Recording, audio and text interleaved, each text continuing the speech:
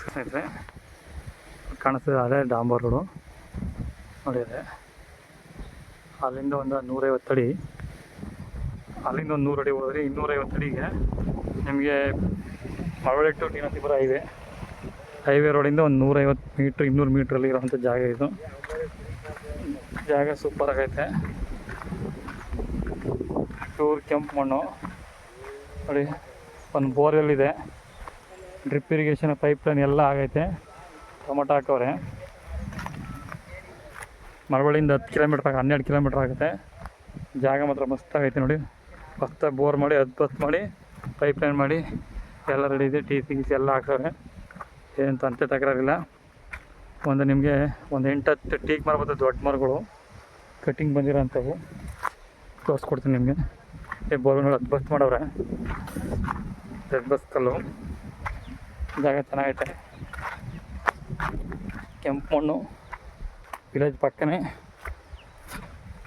ಬೆಂಗಳೂರು ಮತ್ತು ಟಿ ನರಸೀಪುರ ಹೈವೇಯಿಂದ ಒಂದು 200 ಮೀಟ್ರ್ ಒಳಗಡೆ, ಒಂದು 300 ಮೀಟ್ರ್ ಅಂದ್ಕೊಳ್ಳಿ.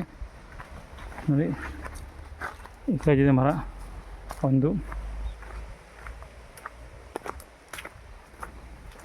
15-16 ತೆಂಗು ಬರ್ತವೆ, ಒಂದು 8-10 ಟೀಕ್ ಬರ್ತವೆ ಇದರ ಸೈಜ್. ನೋಡಿ ಟೀಕ್ ಮರಗಳು, 8 ಮರ.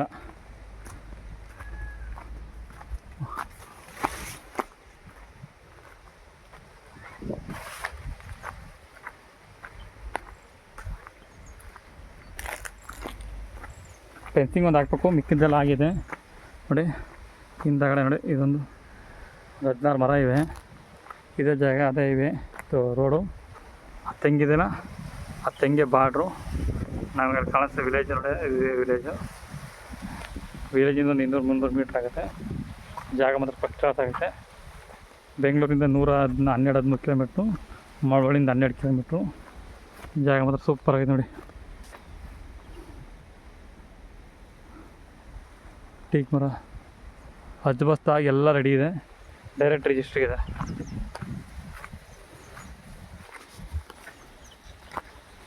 ಕೆಂಪು ಮಣ್ಣು,